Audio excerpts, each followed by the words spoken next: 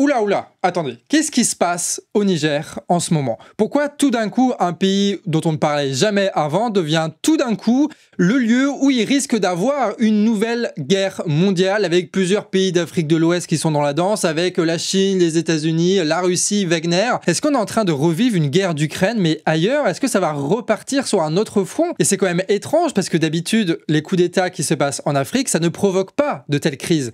Donc c'est quoi qui change là? Mais posons-nous une question peut-être un peu plus précise. Qu'est-ce qui a changé dans le monde pour que le Niger en devienne le centre pendant quelques semaines? Eh bien c'est ce qu'on va voir ensemble dans cette vidéo. Tu es au Canard Réfractaire, donc n'hésite pas à partager la vidéo et n'hésite pas à t'abonner, voilà.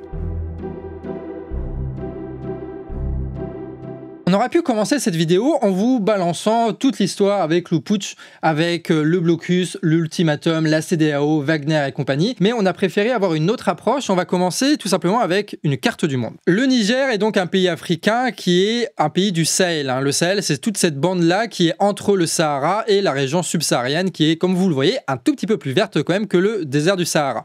Le Niger se trouve donc ici, c'est un très grand pays qui est essentiellement composé de désert. Et les 25 millions de personnes que compose la population du Niger, et il se trouve notamment au sud, parce que c'est là où on va retrouver les zones les plus un peu plus tempérées, notamment avec le lac du Tchad qui est juste ici, et ensuite avec ce bout là très bretonnant, avec évidemment la capitale Niamey, et là le fleuve qui est le fleuve du Niger. Il y a aussi cette zone là, donc autour d'Agadez, une zone montagneuse qui est un peu habitée, et le désert qui se trouve ici, c'est le désert de Ténéré, et c'est un désert dans le désert qui rend le truc encore beaucoup plus aride qu'ailleurs dans le Sahara, donc c'est pour ça qu'il n'y a pas grand monde qui vivent, et sauf que ça pose pas mal de problèmes ce désert. Déjà, si on va donc à Agadez, qui est une ville historique, on se rend compte que c'est une ville avec un gros patrimoine historique, vous voyez. Il y a une mosquée là qui est très célèbre parce qu'elle est faite en terre et en bois, mais il y a aussi énormément de bâtiments qui donnent une ambiance incroyable à cette ville-là. Et tu avais notamment la fête de l'Aïd qui était assez populaire à Agadez et qui faisait venir énormément de personnes de la région pour fêter l'Aïd là-bas. Le Niger est un pays qui est quasiment intégralement musulman.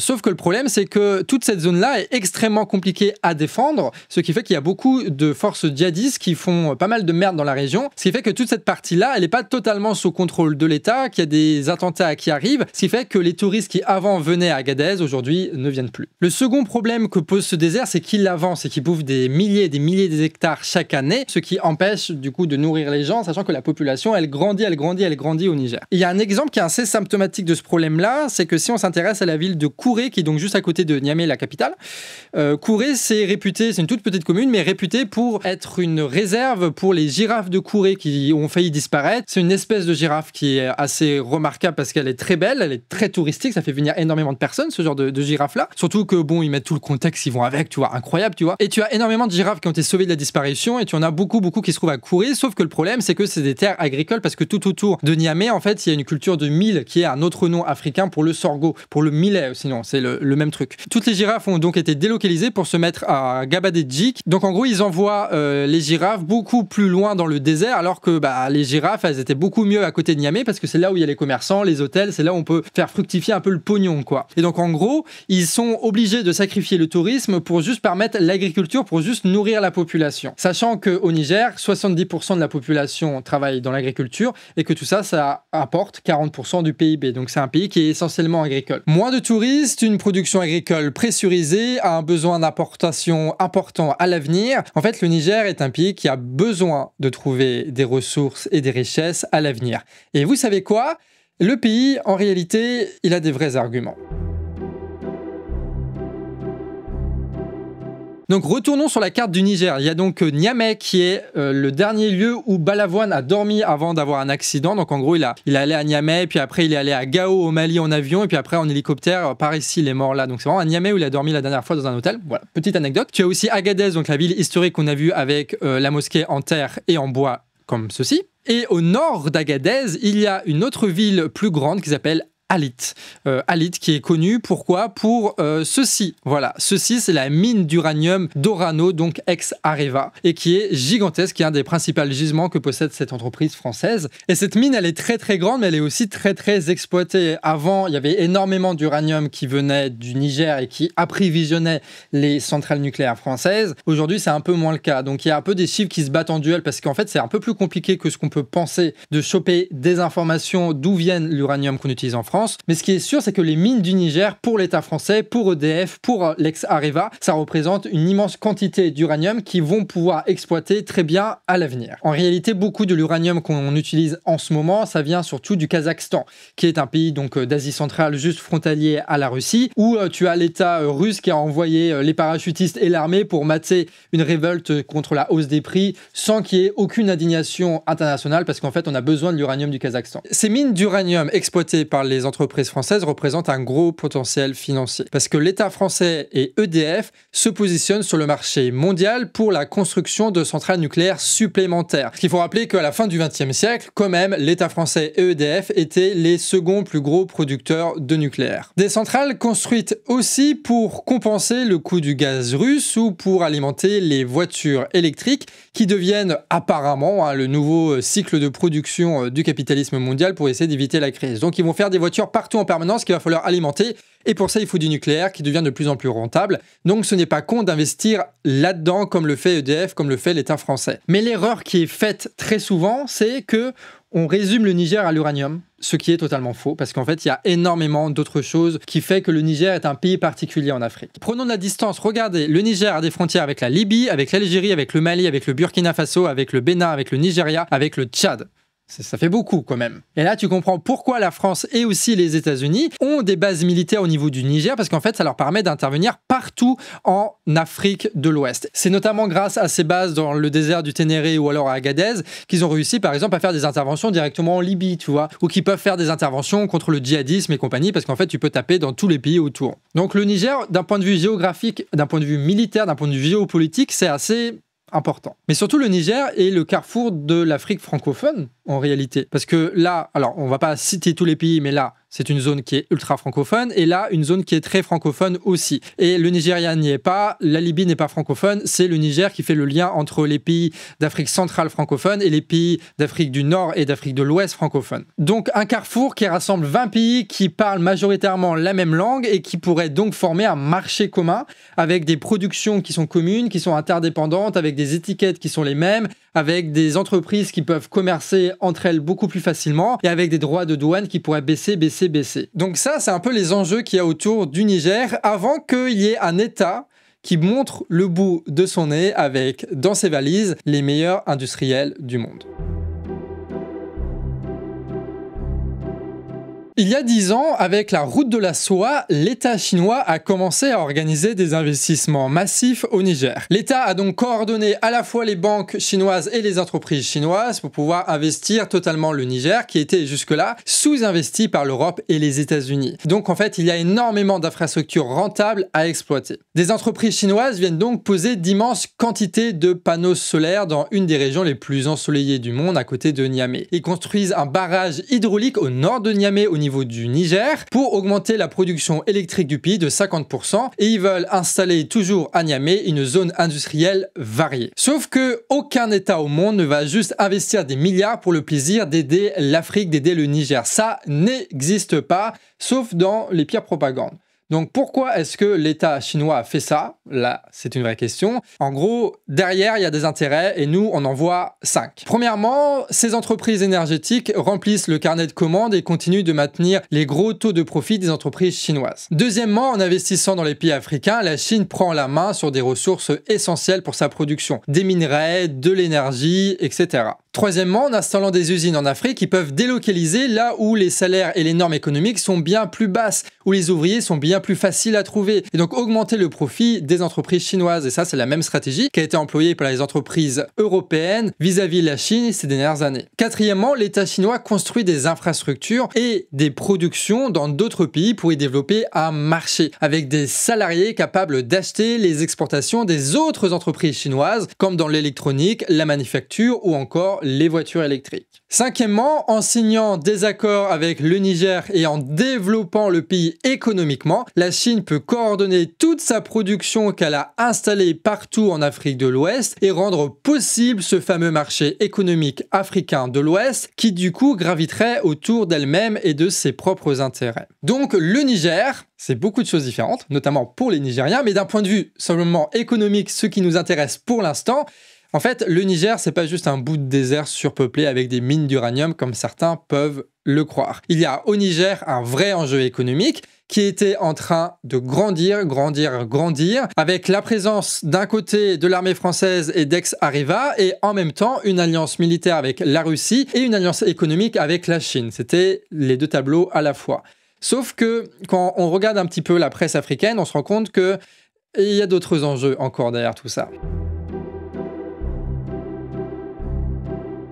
Et donc, historiquement, au Niger, tu as les entreprises françaises qui n'ont pas investi, notamment dans le pétrole, parce qu'en fait, ils avaient vu qu'il y avait un peu de réserve, mais c'était pas rentable, donc il valait mieux investir ailleurs, là où c'était plus rentable. Et notamment dans cette zone-là, à l'est du pays, où tu as en fait énormément de pétrole, beaucoup plus que ce qu'ils pensaient. Et qui a investi là-bas? Eh ben, c'est des entreprises chinoises. Ils ont mis donc des puits dans cette région-là, ils ont mis une raffinerie dans la zone de Zinder là-bas, et ils étaient en train de construire, il était presque terminé, un pipeline qui va donc des puits de pétrole à la raffinerie de Zinder, et qui passe comme ça jusqu'au Bénin après pour aller rejoindre le port de Porto Novo, qui est le gros port du Bénin, pour pouvoir après être exporté et probablement d'ailleurs acheté par la Chine. Aujourd'hui, le Niger consomme 7000 barils par jour. Sa raffinerie en produit 20 000 encore aujourd'hui là. Donc le Niger est de fait un pays exportateur de pétrole et compte multiplier par 10 sa production dans les 2 ans à venir. Une ambition qui ferait de l'industrie pétrolière le principal moteur de l'économie nigérienne. 25% du PIB, 50% de ses recettes publiques et près de 80% de ses exportations. Le Niger allait donc passer d'une économie essentiellement agricole vers une économie orientée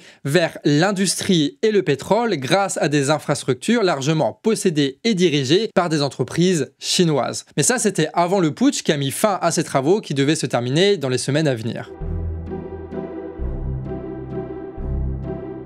Donc ce que nous, on retient sur le Niger, d'un point de vue seulement géopolitique, encore une fois, c'est que c'est un pays qui est au carrefour d'un marché économique francophone très prometteur. C'est un pays avec un sous-développement fort, une natalité forte et une désertification qui rend la situation de plus en plus tendue à l'intérieur du pays. La France y a des intérêts énormes de ressources d'uranium pour son industrie nucléaire et pour le côté militaire, quand la Chine, elle, investit des milliards et des milliards dans l'industrie, l'énergie et le pétrole. Et c'est dans ce contexte précis qu'arrive le putsch des militaires au Niger. Le 26 juillet 2023, donc, il y a un coup d'état militaire au Niger. Le président Mohamed Bazoum est renversé, puis enfermé comme les principaux ministres de son gouvernement. Le pouvoir politique est maintenant détenu par le général Tiani, soutenu par une partie de la population à travers des manifestations anti-France et avec le soutien du groupe russe Wagner. Ce qui va tendre la situation jusqu'à des risques de guerre, c'est le positionnement notamment de la CEDEAO. Et qu'est-ce que c'est la CEDEAO? Eh bien, tu sais, dans cette vidéo, depuis le début, je te parle d'un enjeu de marché commun en Afrique de l'Ouest. Eh bien, c'est ça.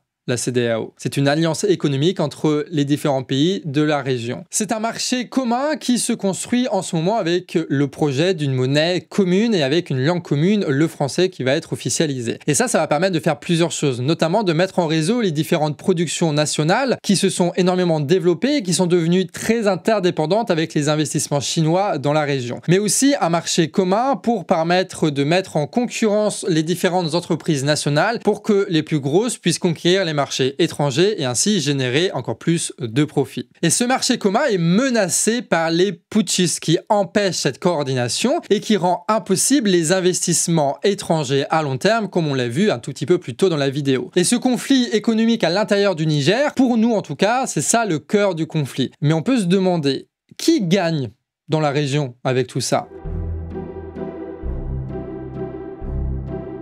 Prenons l'État et les boîtes françaises, par exemple. Soit les putschistes se maintiennent au pouvoir, ce qui veut dire que les militaires français se font expulser, soit le président est rétabli et il poursuivra sa politique orientée vers les entreprises chinoises et fera monter les enchères avec les entreprises françaises comme il le faisait avant pour accumuler un maximum d'investissements. Donc dans les deux cas, l'État français perd en influence dans la région. Quant aux entreprises et à l'État russe, si les putschistes restent au pouvoir, eh ben ils vendront leurs services de mercenaires pour influencer la région au service de leurs propres projets industriels, notamment en Afrique du Nord. La différence étant que la Russie est une bien moindre puissance industrielle que la Chine et qu'à part une industrie basique du blé, des armes ou des mercenaires en quantité limitée vu la guerre d'Ukraine, et ben en fait ils n'ont pas grand chose à investir contrairement à la Chine qui globalement, peut tout faire mieux que les autres. Mais ça permet quand même de mettre en pause les investissements chinois et de prendre la main sur le pouvoir politique du pays, donc renforcer l'influence de l'État russe, des entreprises russes et de Wagner dans la région, d'où le fait que tout ce beau monde soutienne les putschistes. Quant à l'État et les boîtes chinoises, si les putschistes l'emportent, elle reste indispensable pour le développement du pays et pourra négocier avec le nouveau pouvoir et sera enfin débarrassée de la présence française et états-unienne. Et si le président revient, elle poursuivra sa politique d'investissement et de création de marchés extérieurs qui lui sont profitables. Donc la Chine